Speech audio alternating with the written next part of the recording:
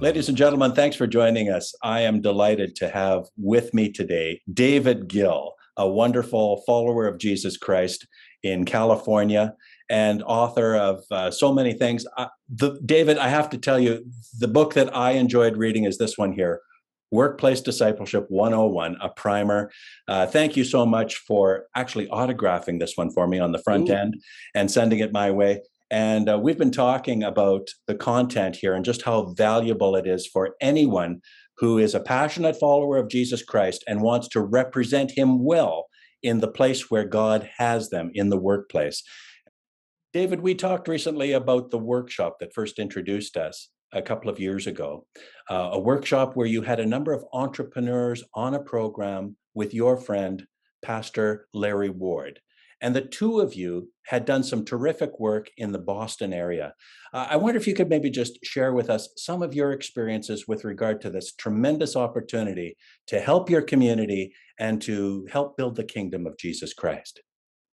Well, thank you, Jim. It's an honor to be on your program and to be even virtually connected to the people up there in Alberta. And I wish I could come and visit sometime. In fact, my wife and I are going to go to Montreal pretty soon to a conference and then on to the Maritimes. So I'm going to get into the same country anyway as you. Well, I've been a professor since I finished graduate school way back when, and usually a professor of ethics. So I've taught Christian ethics to seminary students a lot over the years and written books on that. But I've also taught business ethics to MBA students in more secular environments usually.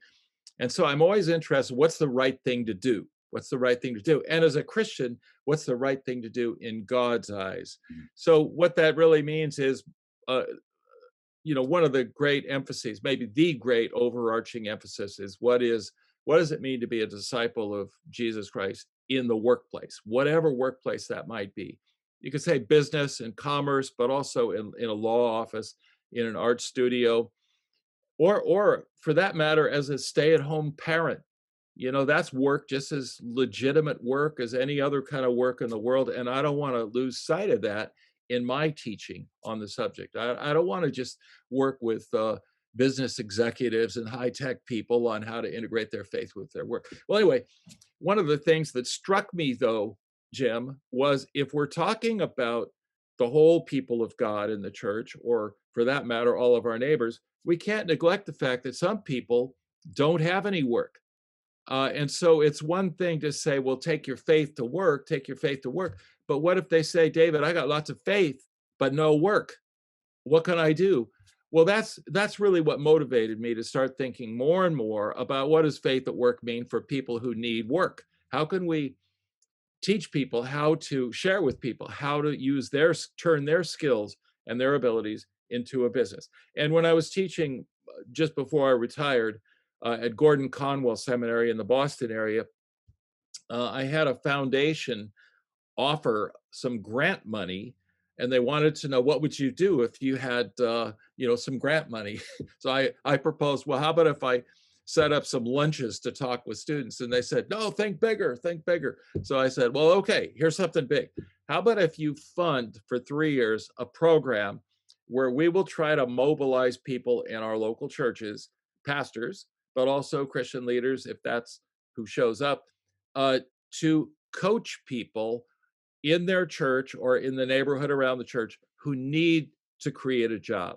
So that was really the beginnings of this, and immediately when they jumped at this, then I recruited one of my own former students, seminary students, Larry Ward, who's a pastor of a church in Boston, an African-American guy with great connections everywhere, who'd done a lot of this kind of training just for teenagers in his neighborhood.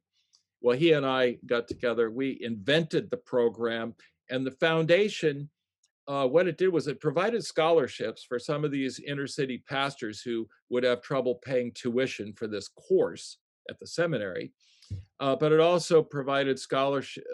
It provided a $500 startup grant for each of 15 students 3 years in a row. When they got their business plan together, we gave them a $500 grant, helped them set up a business account at a local bank, and that's how they were off and running.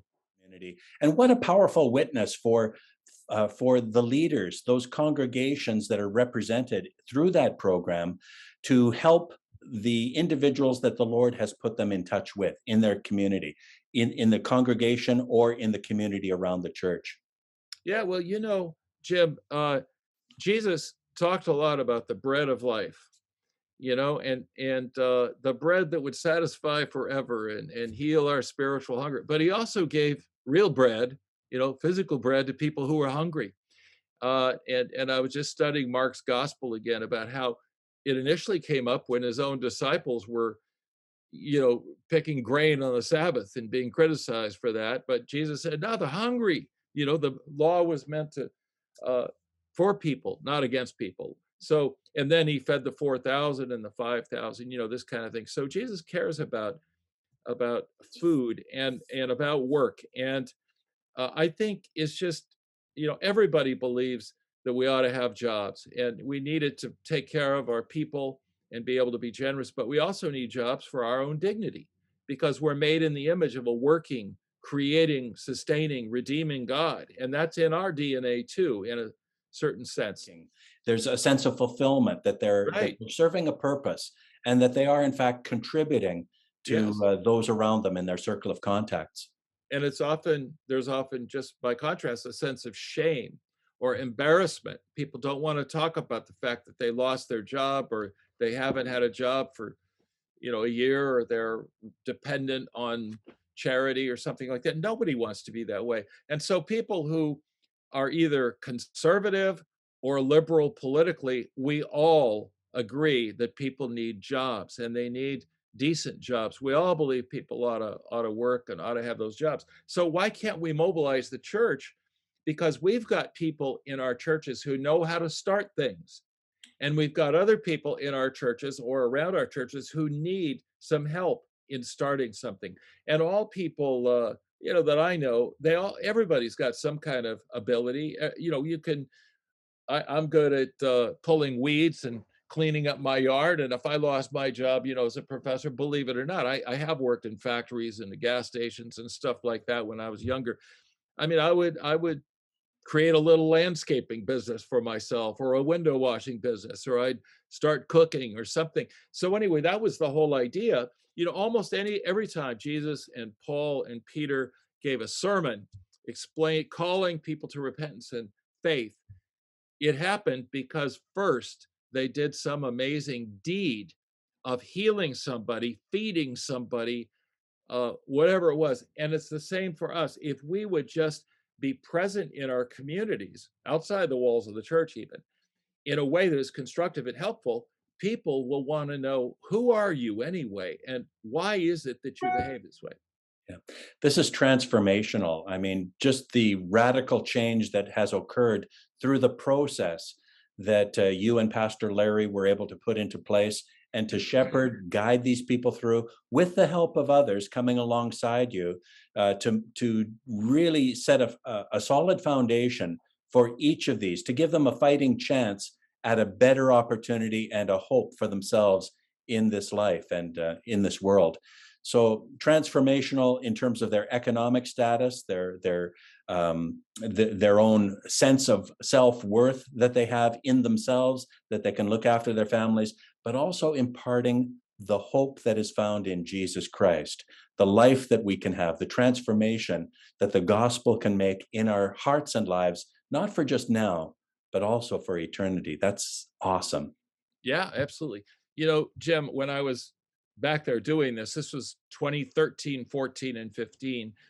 And when I was back there, I don't know how this word got out, but certainly we weren't famous in any sense. But somebody at an entrepreneurship conference at MIT in Boston, there was a big entrepreneurship conference there. And so somebody asked me to be part of a panel of four organizations that were doing some community entrepreneurship training. So I went to this thing. Here's this big crowd of hundreds of people, and so the chair asked the first three people, one in a row, "Okay, tell us about your entrepreneurship programs," and they were all very depressed. they're all saying how hard it is, the state, the government's not supporting it, this kind of thing. And then they got to me, and I said, well, actually, I'm not so depressed as my colleagues here on the panel. I'm actually kind of encouraged. And I told them some of these stories. And I said, the reality is, when you look at what has really changed our world, you ask yourself, okay, what are the big changes? Well, one of them is coffee. We don't just drink crummy church and cafeteria coffee anymore. We drink really good stuff. Now, where did this happen? It didn't happen in the headquarters of Hills Brothers or MJB or these big coffee companies. No, it happened in a small coffee shop in Berkeley, Pete's Coffee. And a guy was there working who went up to Seattle and started Pete's or Starbucks. And now it's all over the world, everywhere. And there were other entrepreneurs like that. But the point is, it started small. Where did hip hop fashion and hip hop music, whether you like it or not, the reality is it's massively influential in the culture. It didn't start in A&M Records or RCA Victor or some big record. It started on street corners, and it caught people's fancy. And so all this dress and music. And where did Hewlett Packard start? It started in a garage in Palo Alto, not in IBM headquarters. And Facebook, the same story. And where did civil rights start in the United States of America? It didn't start in Congress. No, they were all opposed to it. Civil rights, a right to vote and things like this happen in small Black churches and getting on a bus in Montgomery. And then I said, and here's the most amazing story of all, is 2,000 years ago, I was telling this at MIT, okay? And I said, 2,000 years ago, Jesus came into the world. And you know what? He could have run for emperor in Rome, or he could have run for Senate or challenged Herod to be king of Palestine or something. But instead, he gathered a small group of a dozen guys, soon joined by some women, Mary, Martha, and others. And then he taught them a different way of living. And yeah, it was very small and persecuted, and a lot of them died early, and he gave his life. But 200 years later, the entire Roman Empire was rocking because of the impact of this little movement. And so I do not believe, and 300 years after this, the emperor threw in the towel and said, let's all be Christians, and he made it official. So I do not believe that just because we start small, we can't have success. I think almost everything that's worth anything starts with one or two people who are committed to doing something that is true. Anyway, when I told them the story about the beginnings of Christianity, and I ended, the whole place burst into applause. And this was a big secular crowd, but all this no negative talk, when they heard these business stories, and then above all, the Christian story, they all burst into applause. So there's power in this thing. This is not a kind of eccentric proposal. This is, Jim, this is really something I think we all could be doing. And with all the getting knocked around by the business changes and office changes and working remotely and all this, we are all going to be facing workplace challenges to figure out, how am I going to work? How am I going to make money? How can I express my abilities in a way that honors God? Well, from my perspective, how have I been designed? What have I been gifted with? Where can I add some value to someone else that would be willing to pay for the product or the service that I would be able to offer to the marketplace? So that's an encouragement, and I really appreciate your sharing the story of how those 3 years were transformational. Yeah. But I think it's such an exciting thing that I think people will gravitate to it, and they will want to sign up. They'll want to get somebody involved, whatever it is. Well, I think it's awesome. And thank you so much for including that story of your experience with Pastor Larry in this particular book. I would highly recommend people get a copy of this and read through all of the different aspects that will help to grow and develop individuals as followers of Jesus Christ in the marketplace. And workplace, 313. Yeah. What's coming up? Well, I retired as I was, my last position, I was called Professor of Workplace Theology and Business Ethics at one of North America's leading seminaries, Gordon-Conwell in the Massachusetts area. But when I left, I was 70 and I came back home to Oakland, California. But I don't believe actually in a notion of retirement that says I'm just going to goof off and play golf now for the rest of my life. Uh, Maybe play more golf, but and go to fewer meetings and not grade papers. That's what retirement means. But I figured, how can I share what I've learned over these years, at my church? So that was the first thing I did. Was I led these. I put together like a 6-hour workshop, and I called it Workplace Discipleship 101 because I thought 101 means the basics. And so I offered this thing 4 different times over a couple of years, and about 100 people total went through my little 6-hour workshop. And I thought, I really ought to turn this into a book because obviously, I'm glad I could share this with 100 people, but I should write a book on this. So that's what the book is you were just waving around, is the full-on 12 chapters actually about this. It really represents, it's a summation of what I've learned over the last 50 years, really, from my own experience and my own study and my own teaching and everything else.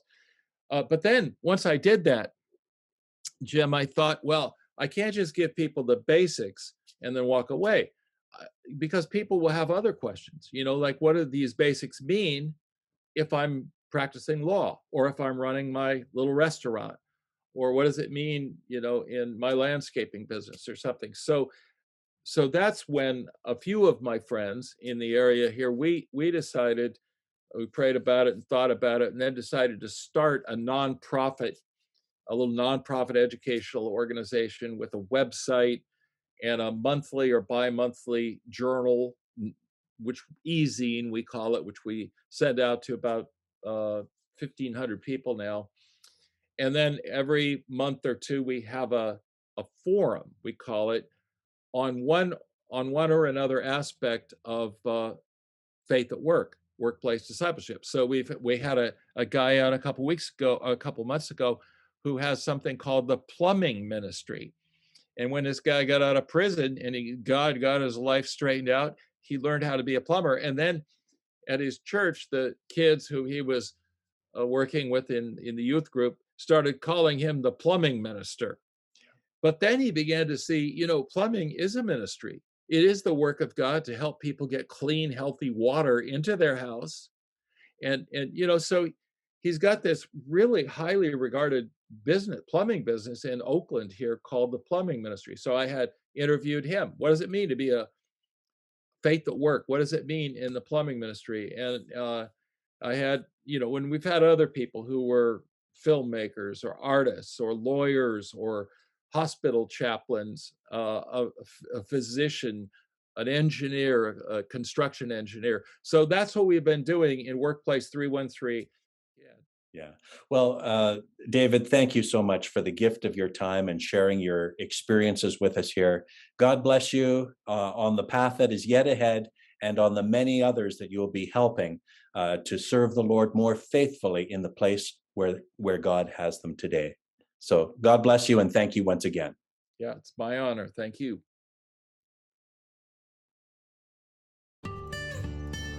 Thanks for being with us. We trust you found this to be helpful. And if so, please give us a like, a follow, and a share. The Bible says in Matthew, "Let your light so shine before men, that they may see your good works and glorify your Father which is in heaven." If you're launching or growing a business, a ministry area, or a special project, or if you're involved in helping them as a resource or service provider, we'd love to have you participate with us. Stay informed of upcoming events and items of interest by subscribing to the Marketplace Ministries Update, sent out periodically. May God bless you as you do your best to faithfully represent Jesus Christ in the marketplaces of life.